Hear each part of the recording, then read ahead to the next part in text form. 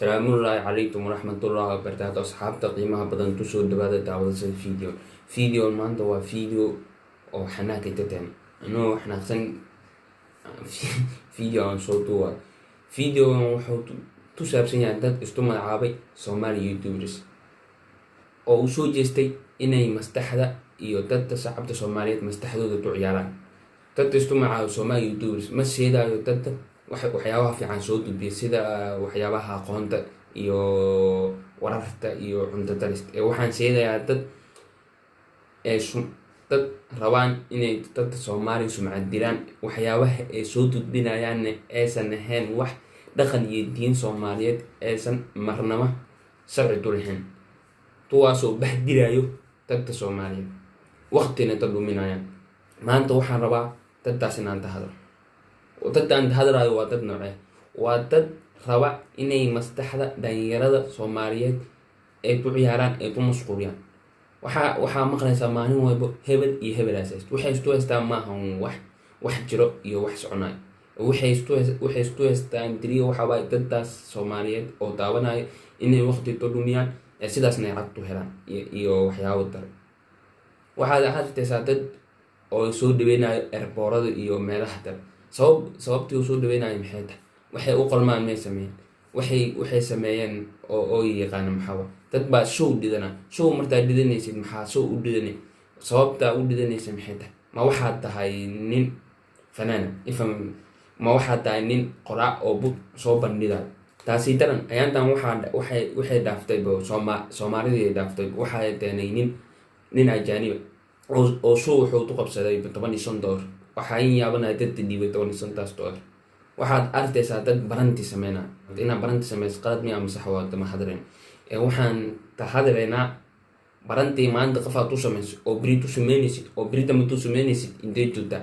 qofta aqli daradaas haysayaaba oo maalin walba waxaa u ciyaaraya shacabka Soomaaliya. haddii aad rabtid ummad sida u taalo inaad ogaatid waxaa fiiriyaa daddeeda tuu u caansan. maanta hadday yadho dad u caansan waxa waaye dadkan hadda waxaan aanan suurada lahayn wad. sidee baan daddaas istaa dhici karnaa marta? waxaan u baahanahay daddaas inaan ista dhicin. dhalintii aqoon-yahanadii hadday aamusaan, dhalinyaradii ficneed hadday aamusto, daddaas way siday rabeen waana sii faafayaan. waxaa arkaysa nimanrada oo waxay ka hadlayaan ee dad usoo gudbinayaan ay yaabaysid. waxaa arkaysaa dad tusoo caanbaxay diriya caybis tusoo caanbaxay. waxyaabahaas maahan waxyaaba loo dulqaadan karo haddii aan nahay dhalinyarada Soomaaliyeed. waxaa haweeney maalin aanan u dulqaadan doonin dadka sidaas sameynaya. waxaana ka codsanayaa dhammaan dhalinyarada aqoon-yahanada iyo inta cilmi leh arrintaas inay kasoo hadlaan. maanta haddaa fiirisid wadamada adduunyada dadda noocaasa dad qof YouTuber u yaqaanaan maanahan YouTuber mana oran karo sida aan isdhaha. haddii aad maanta meeshooda taso ma soo eedaysid daqiiqad aad wax ka faa'iidayso.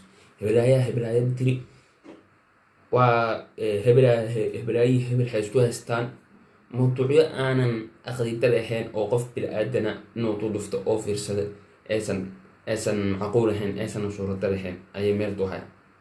marka maanta shacabka Soomaaliyeed waxaan u sheegayaa shacabo waa ogtihiin wadanteena meeshoo timaado. haddii aan rabno horu socod waa inaan daddan iyo waxyaabahan ay soo gudbiyaan ista qaban. waa in dhalinyarada soo socdo iyo dhalinyarada maanta noolbo inaan maskaxdooda sidaas uju jeedin. haddii ay maanta sii socoto sidan daddaanna weli aysan helin dad hor imaado, dad celiya, dad yacista dhaha, berina waxaa soo baxaya dhalinyaro badan oo wadada fiicneed qaadi lahayd oo radda noocana tu tagay.